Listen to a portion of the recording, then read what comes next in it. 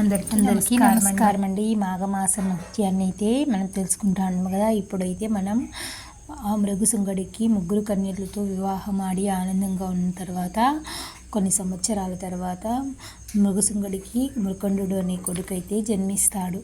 అసలు మృగశృంగుడు ఆ ముగ్గురు ఉత్తమ కన్యలతో వివాహం ఆడి మిగిలి సంతోషంగా ఉంటాడు. అరమరికలు లేకుండా అత్య ఆనందంతో ముగ్గురు స్త్రీలతో సుఖించిన మృగశృంగునికి కొంతకాలమైన తర్వాత దాని ఫలం అనుభవించే సమయం అయితే వచ్చేస్తుంది. మృగశృంగుడు భార్యల్లో కల్లా సుశీల ఒక ఆమె గర్భం ధరించి 12 బిడ్డనైతే కంటాది.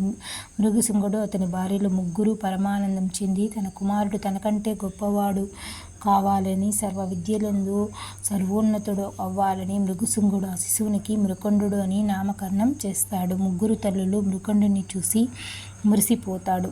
మృకండు దినదిన ప్రవర్ధమానుడై పెరుగుతాడు. పుట్టగానే పరిమళిస్తుందన్నట్లు మృకండు తల్లిదండ్రుల పట్ల పెద్దల పట్ల వినయ విధేయులతోనూ ఉండేవాడు. అందరినీ ఆకర్షిస్తూ పెద్దలను మురిపించేవాడు. కాలగమనంలో మృకండునికి 5 ఏండ్లు నిండినవి. మృకండునికి ఉపనయనం చేశారు. విద్యాభ్యాసానికి గురుకులానికి పంపారు. గురుకులంలో మృకండు ఉత్తమ విద్యార్థిగా ఎదగసాగాడు. గురువుల పట్ల గౌరవం ప్రదర్శించేవాడు.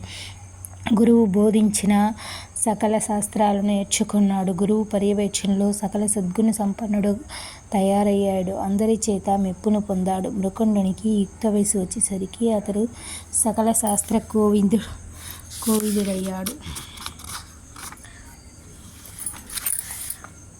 యుక్త వయసు వచ్చిన మృకండుడికి అతని తల్లిదండ్రులు మరుద్వతి అనే కన్యనిచ్చి వివాహం చేస్తారు.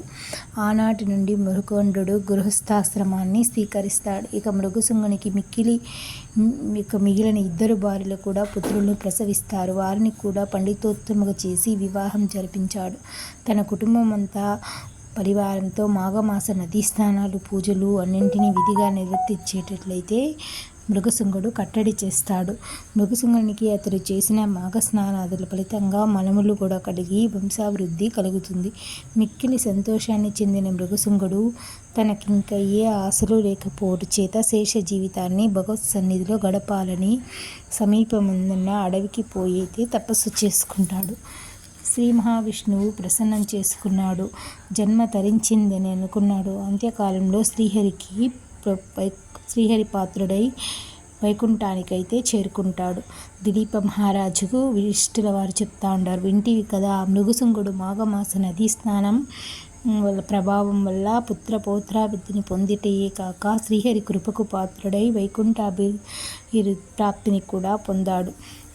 ఇప్పుడైతే మృకండుని చరిత్ర అయితే ఈ వీడియోలో మనం తెలుసుకుంటాం. ఓ దిలీప మహారాజా, మృగశృంగుడి వృత్తాంతం వింటివి కదా. ఇక అతని జ్యేష్ఠపుత్రుడైన ముకుండుని చరిత్ర కూడా చెప్తాను విను శ్రద్ధగానైతే మహర్షి దిలీప మహారాజుకు చెప్తున్నాడు. తండ్రి అయిన మృగశృంగుడు తపస్సుకై అడవికి పోయినప్పటికీ మృకండుడే కుటుంబ పోషణ భారమంతయు చూస్తూ సుఖ సంసారం చేసుకుంటున్నాడు. కుటుంబమందు ఏ అశాంతి లేకున్నను మృకండుడికి ఒక విచారం పట్టి పీడించసాగింది. అదే పుత్రులు లేకపోవటం. ఎంతకాలం గడిచినా సంతానం కలగకపోవటచే మృకండు లోలోపున కుమిలిపోసాగాడు.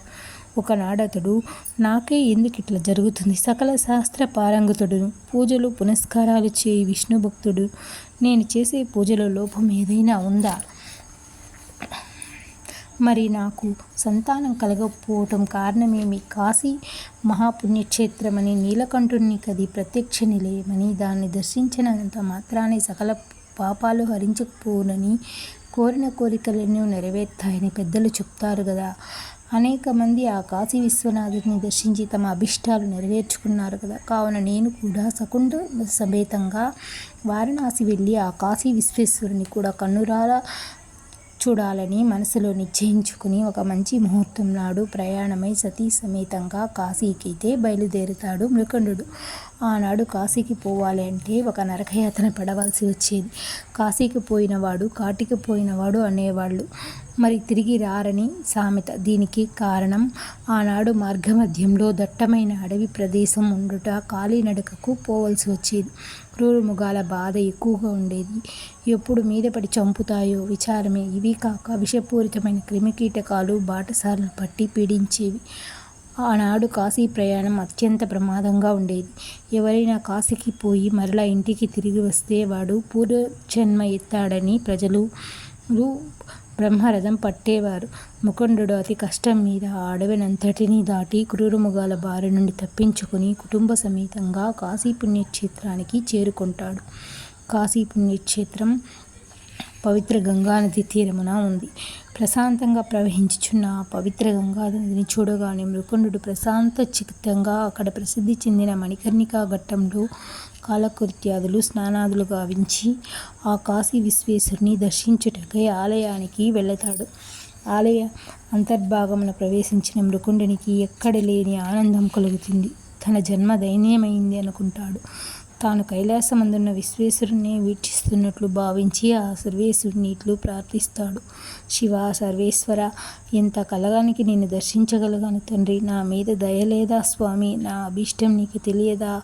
అపుత్రస్య గతిర్నాస్తి అని నీకు తెలియదా స్వామి? పుత్రులే లేని వారికి పున్నామ నరకమే ప్రాప్తి అంటారు. నీ చేసిన తప్పి ఏమిటి?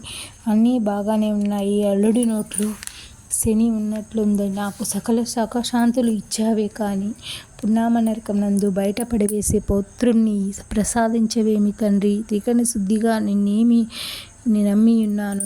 నాకు పుత్రభిక్ష పెట్టమని అర్థించుచున్నాను. నా మొర ఆలకించి అభీష్టాన్ని నెరవేర్చించు స్వామి అంటూ పరిపరి విధాలుగా పరమేశ్వరుని ప్రార్థిస్తాడు ముకుందుడు. ఈ వీడియో నచ్చితే లైక్ చేసి సబ్స్క్రైబ్ చేసుకోండి. Thank you for